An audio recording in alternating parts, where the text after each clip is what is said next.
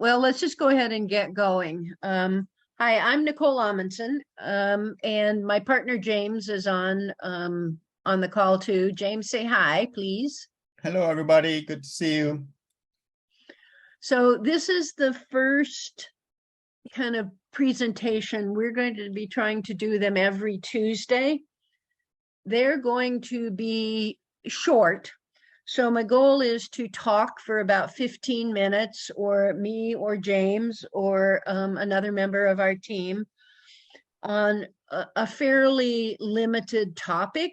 And then we're just going to open it up for about 15 minutes for questions that people may have. And it is, so we're hoping to have this be about a half an hour, so we don't want to take up too much time. And we're going to do this every Tuesday. We've got several more planned. At the end of this, I have a the URL where you can go find these. We're going to record them and then post them up on our YouTube channel so that if everybody can't stay for the whole thing or want to hear it again, that they can go there. So with that, let's go ahead and get going. James, anything you want to say about what we're going to try and do on these Tuesdays? No, I think it's a great opportunity to, just spend a quick 15, 20, 25 minutes to be able to learn something once a week, and the opportunity at the same time to be able to ask questions, especially when Nicole's on, because obviously she's got an enormous amount of information. And a lot of times, she's very busy, so it's hard to get a hold of. So I would take advantage of the opportunity while she's on. All right, thank you. So let's go ahead and get going. And so this presentation, what we're going to talk about briefly is the idea of cash flow and cash on cash return. And just so that we're all on the same page to start out with, we're talking about this in relation to real estate. So cash flow is basically after you have the income in from all of your real estate and you've paid all of the bills, all of your expenses, and what's left after that. So income minus expenses is net operating income. But that still doesn't take into effect your mortgage and the interest on your mortgage. So that is below the net operating income. And after you subtract the mortgage and the interest and reserves from that net operating income, and what's left is your cash flow. And that's what's going to go into your pocket every month. As opposed to cash on cash return, which is basically the measure of how hard your money is working for you. So what that really is, it's taking your cash flow after all of the bills are paid and you look at what's in your pocket and you relate that to how much you had to put in to get into the deal. So for example, if I have a cash flow on a single family house of $200 a month, that's what I put in my pocket, then 200 times 12 months is $2,400, right? So if I had to put in $24,000 to get into this deal, I'm going to take that 24,000, I'm going to take that 2,400 rather, and divide it by the 24,000. And what I get is 0.1. So I have a 10% return on my money. That's how hard my money is working for me. So it's going to take 10 years for me to pay off the money I had to put in initially to get into that deal. We focus on them a little bit differently. At least I think we do, and we should. So when you're getting into this, you really, when you're starting out, when do you focus on cash flow? We're going to focus on cash flow when we're getting started in the business, and we need that money to pay our bills. So initially, you want to make sure that you have enough cash flow coming in from your properties to pay your bills, right? So that you can do whatever you want, either continue a job, leave a job, do whatever. But that's the money you need to pay your expenses for living, for your family, you and your family.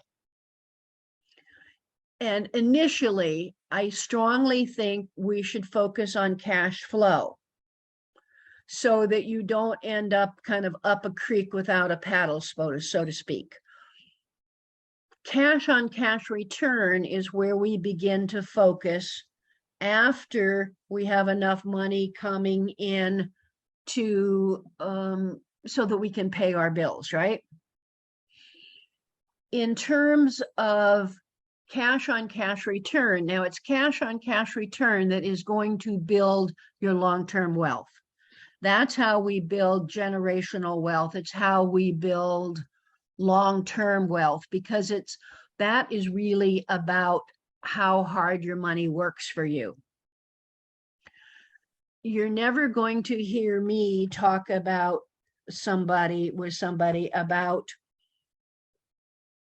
leaving their job and just becoming a full-time investor until you have enough cash flow coming in from your investments to replace your salary.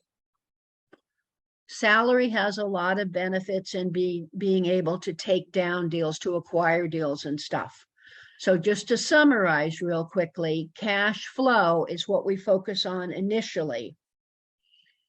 And the deals we want to focus on for cash flow are the ones that are going to give us more money to put in our pocket, right, every month.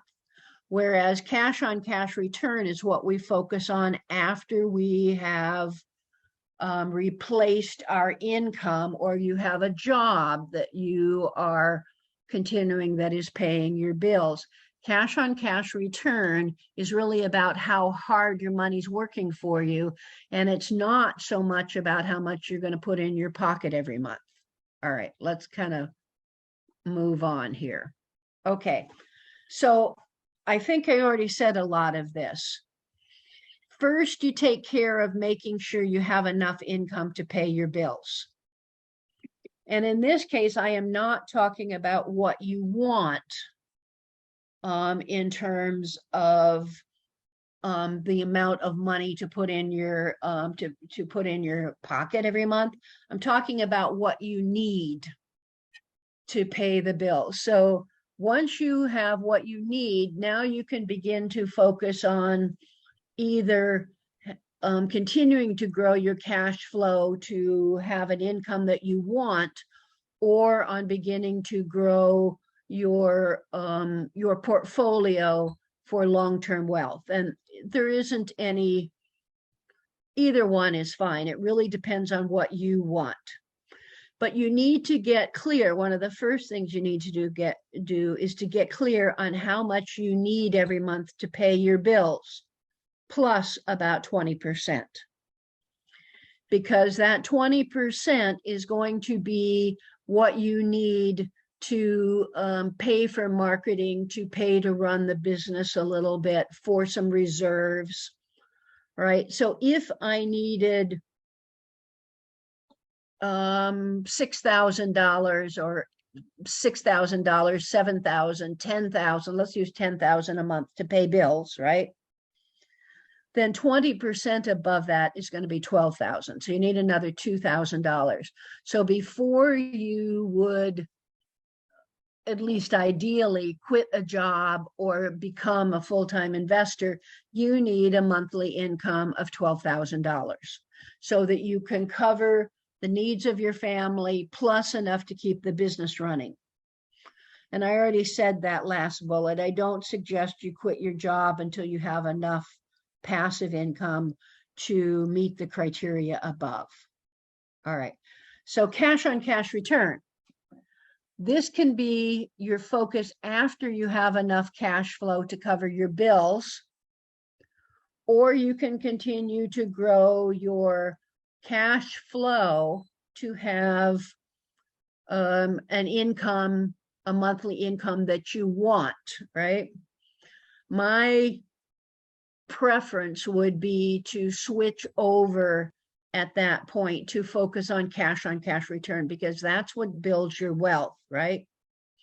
So what is cash on cash return? It's your annual cash flow divided by the total cost of getting into a deal. So it's all of your acquisition costs. And this is worth a point here, making all acquisition costs. When you are buying real estate, income producing real estate, brokers are frequently going to quote in what they are promoting that your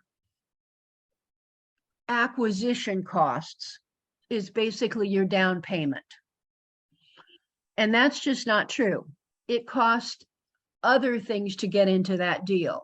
So for instance, you are likely going to have to, if you're going to get a loan, you are going to have to, pay a fee to get the bank to underwrite it.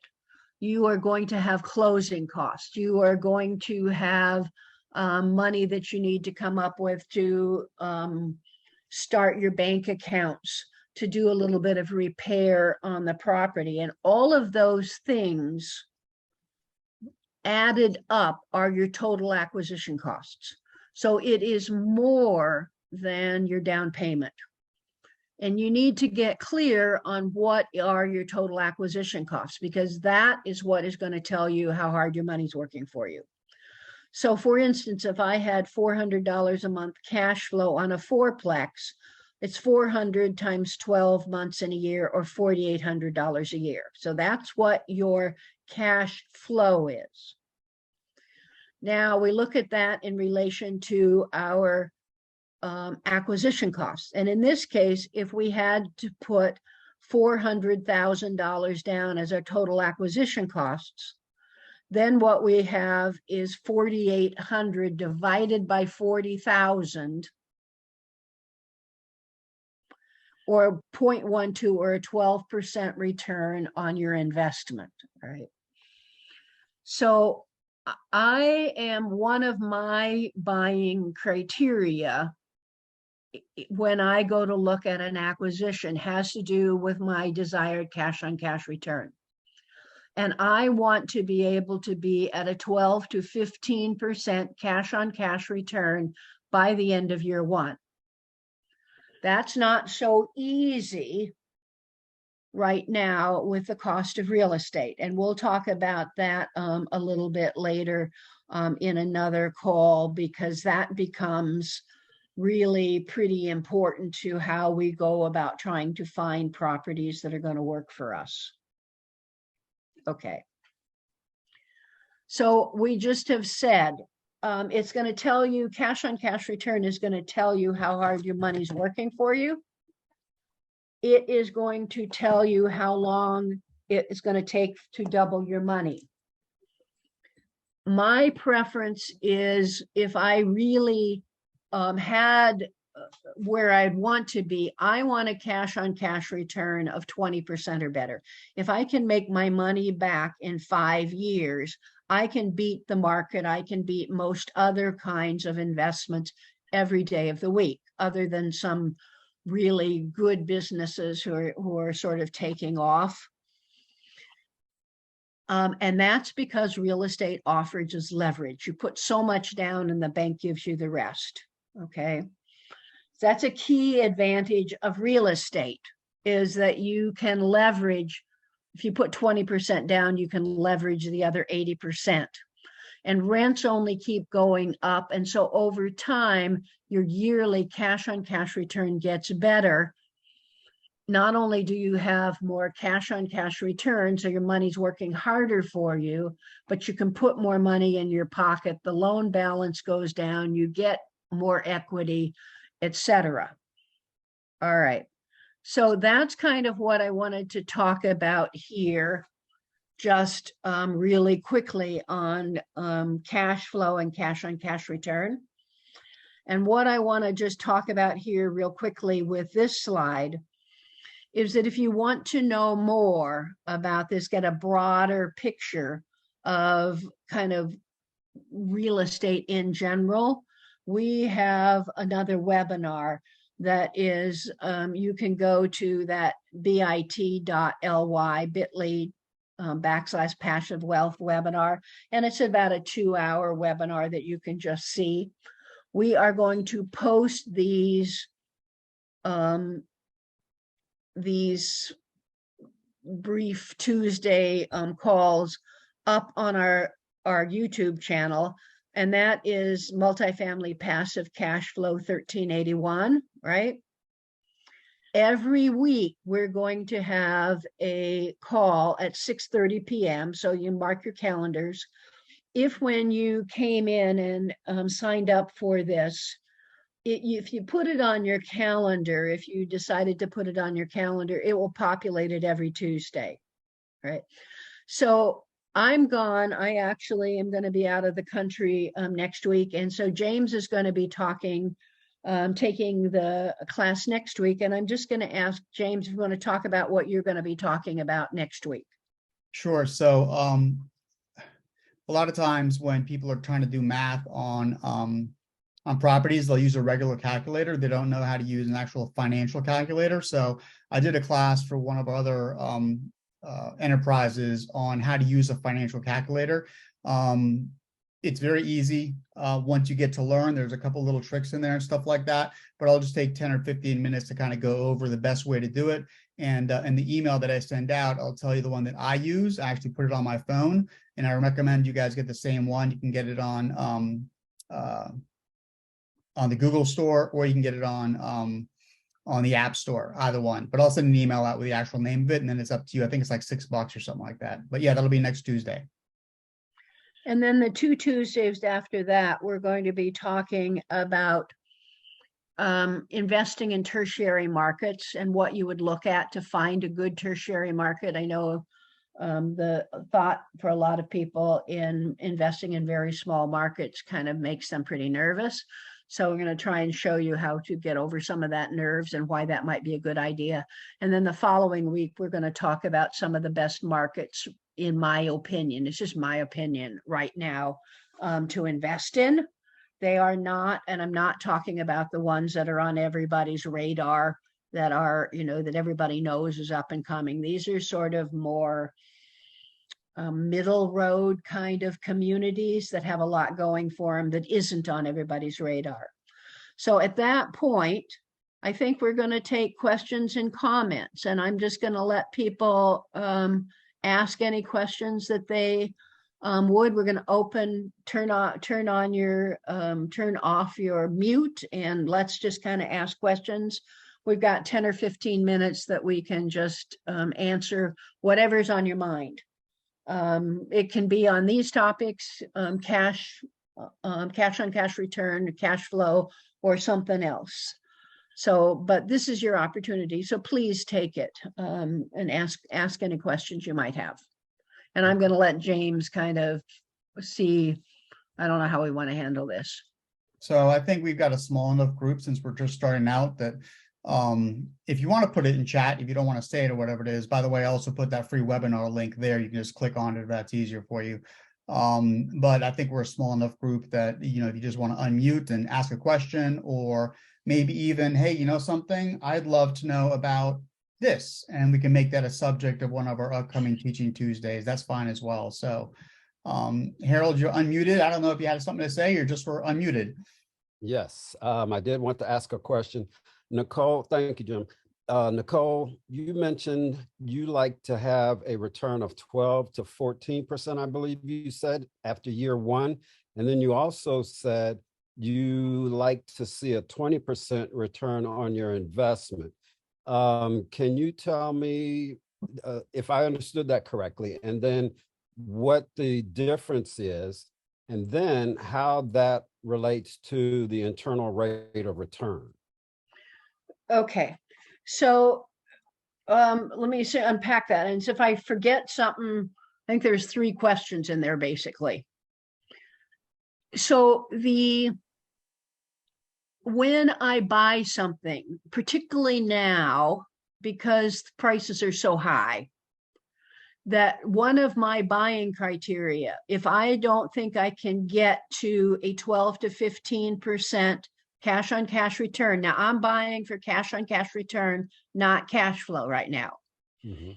So if I can't get to a 12 to 15% cash on cash return by the end of year 1, I'm not going to buy it. Mhm. Because I know it's going to take even longer then for me to get to where I really want to be, which is a 20%, right?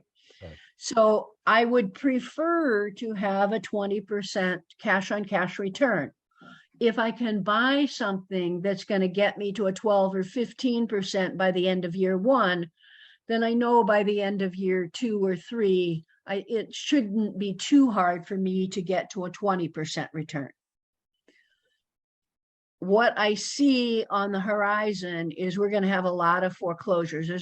Foreclosures are already going way up in single family right now. Multifamily is not going to be far behind it because of the need for the need to refinance multifamily properties every 5 years or so. And people are going to have to bring money to the table a lot of times because interest rates have gone so high. So I think there's going to be a lot of A, foreclosures, B, you're already seeing cap rates go up, meaning you're getting a better return. And so I think it's going to get easier over time to get to that 20%. Those are just kind of my goals. So one is a buying criteria that I won't go below that to buy something. And the other is kind of my goal for cash on cash return. Hey, Nicole, Yes. can I just mention something? So a lot of times I've had people present me with deals saying, and you will make, 18, 19, 20% return. But what they're including in that is the sale of the property after 3 to 5 years, and then adding that. So you're talking about just cash flow. You're not talking about any kind of equity. That's correct. Okay, so That's very correct. That's a good point. Yeah, because a lot of the things that you do see people, brokers talking about is an 18 to 20% return, but that includes the sale of the property and the exit. And that on those, if I can't get, because I'm generally, when you are starting, a lot of times you are having private investors in this. And for you to get them a good return and you to get a good return, you need at least a 30%, 25 to 30% cash on cash return at exit. So one is cash flow and one is exit. So that's kind of, and I am talking my 12 to 15% is my, end of year 1, maybe going into year 2. And that isn't necessarily what's going just in my pocket, because I know I'm going to have to share some of that cash on cash return with partners, with equity partners. So I need enough cash on cash return that partners have some return and I have some return, right? I get something in my pocket. The other thing, how does this impact internal rate of return? Yes. That is really an individual situation, and it's dependent on everybody's tax situation. I can't really answer that easy. A lot of times what people use IRR for is looking at what, given their circumstances, what deal A looks like compared to B, compared to C, to make decisions. What would you add to that, James? No, I think it's fine. It's exactly what I was going to say, is that it's not really, to me anyway, and I know it's different for everybody, but it's not really relevant to me unless you're comparing deals. And then at that point, that might be one of the things that might sway me one way or the other, but there's lots of other characteristics of the deal that I look at as well, obviously. All right, Harold, did I miss one of your questions? No, you covered everything. Thank you very much, both of you. All right, anybody else? Please jump in, people. I really want this to start being kind of a dialogue for the last 15 or 20 minutes that we are together and getting to be a little more of a community and talking to each other. So is there anybody else that would please step up and have a question to ask? Yeah, can I ask you, this is Ola here. Hi, Ola. How you doing today? Good. Good. I want to ask you how during these crazy times with interest rates rising, how would you play maybe offering a master lease so you can get the numbers that we're trying to get? Yeah, master lease, for those who may not know, is basically what you're doing is you are walking in and you are taking over. So it's a lease. So let's get clear. You don't get the deed with this. So most leases, master leases, are associated also with an option to buy. I wouldn't want to walk into a master lease unless I also had an option to buy that property at some point. But a master lease is basically you're taking all of the responsibility of what a typical landlord would be. So you are collecting all the money, but you are paying all of the bills. So you're paying taxes, you're paying insurance, you're paying everything. And you are have total control of the property. Most of the time, when you're going into a lease, a master lease, it's when the property is in a great deal of distress and the seller can't really sell it.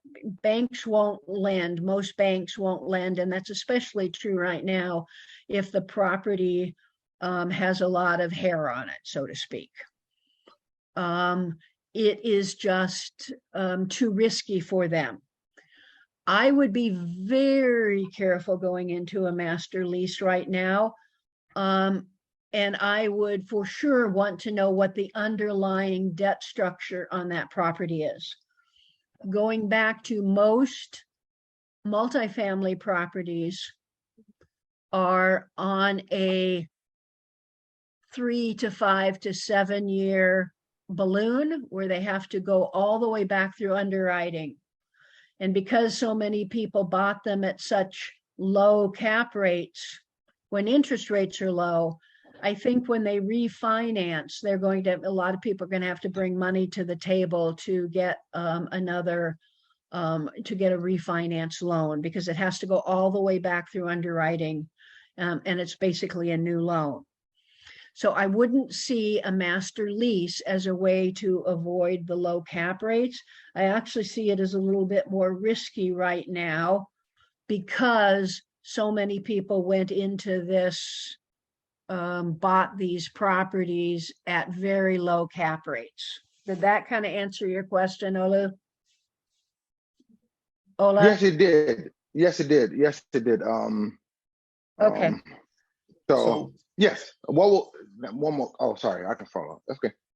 So I was going to say, we're trying to keep these short and to the point. We don't want people to think, oh, no, I was on there for an hour kind of thing. So Nicole, it's totally up to you. I was going to call it. And then if anyone has questions, we're always looking for topics, for a quick 10 or 15-minute discussion. So there's 3 things up there in the chat. One is that free webinar, which is really, really good. It's about 2 hours long. I encourage you to go there. The other one below that is our YouTube channel if you just want to cut and paste. And then if you have questions that you would like discussed as an entire topic, just email me at james@passivecashflowforlife.com. So Nicole, it's totally up to you, whatever you want to do. Let's take one more question if somebody has a burning question. And if not, we'll call it. So does anybody else have something they'd really like to ask? Nobody wants to ask a question. I have a question. Is that Henry? Did you have a question? Yeah. Okay, last one. I want to give an opportunity to people, but if they don't want to take it, I'll take it. How you doing, James? I'm doing great, Henry. Good to see you, man. Likewise, how you doing, Nicole? So I'm thank doing you guys good. for How are having this. you? I'm doing great. You're down in here. Florida? You're down in Florida I'm in now? Miami. Miami. Yeah, I'm in Miami. There's right, what's nothing your good to question? buy here, though. There's nothing good to buy here, though. But the question is, you said you're looking for 12 to 15 cash on cash, and that's coming in first day, right? Once you buy the property. So I wanted to ask you, because people that are looking to raise funds and all of that, I'm looking to hit 7 to 10. How would you go about hitting those 12 to 15s right out of the gate? Okay, so here's what I said, by the end of year one. By So the end of year one. by the end of year one or going into year two. So Mhm. what that tends to mean, because it's going to be hard right now to going into it to get a 12 to 15% return, Mhm. because you typically have expenses in year one you didn't expect. You have it's going to take you a while to get that property humming a little bit. So what it tends to mean is, for me, it's not unusual in the last few years to see, when you get into a property, that your initial return is 7 to 8, 6 to 8 to 9%, right? Is what you are thinking your cash flow is going to be, your cash on cash return is going to be initially. Yeah. So for me to get to that 12 to 15%, I have to have some kind of value add that I can implement early in year one, so that by the beginning of year two, I'm where I need to be. So some of those things might be things like billing back utilities. It might be that in month 6, you are raising the rents a little bit. But there are some ways that you can either increase your income, or B, decrease expenses. Now, I see a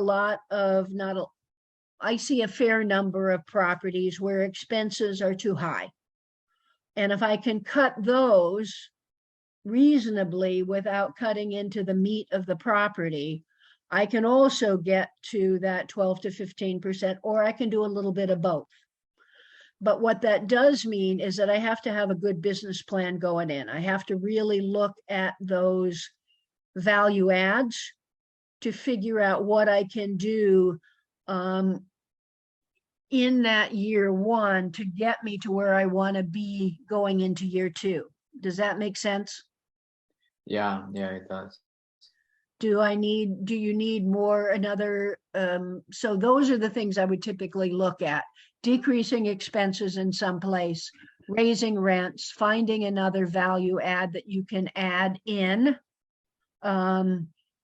to get you to where you want to be going into year two. Okay. All right. All right. And we watch you on YouTube and the webinar, right? Yep. Absolutely. Both All right. places, please. Give All me a right, couple you of days guys. to edit the video before it's on YouTube, okay? Don't expect to see it up there in 10 minutes, okay? When do you think? What is your goal for getting it up there, James? I know you have to do the editing. To Thursday night, Okay. So tomorrow night. day after tomorrow. Okay, day after. Oh, that's right. Today's Tuesday. I'm confused. Right. And if All you right, guys everybody. have not signed up for the meetup tomorrow, we got Jeff Cohen talking about entities and tax savings, and that's going to be online as well. All right. Yeah. Well, that would be helpful for everybody, because I don't know that everybody knows, but there are things you can do between now and April 15th to improve your tax situation. So even though 22's gone, there are some things you can do that can in early 23 that can help your taxes. All right, everybody, I really appreciate you coming. Thank you for being on our first little education call. And please do, if you have any suggestions for topics you'd like us to talk about, this is really about trying to meet some of your needs. So let us know what you'd like, what topics you'd like us to talk about, and we'll see if we can't get them on the schedule. I appreciate your time very much. Over to you, James. That's all. Thank you very much. Have a great night, everybody. You. Bye. Bye.